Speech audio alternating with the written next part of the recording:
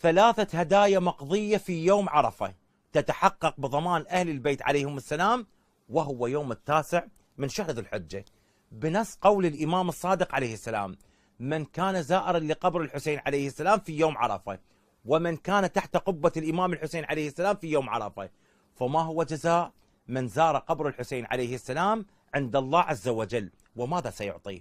فقط اسم حديث الإمام. يقول إمامنا الصادق صلوات الله عليه: إن الله تبارك وتعالى يتجلى لزوار قبر الحسين عليه السلام قبل أهل عرفات ويقضي حوائجهم.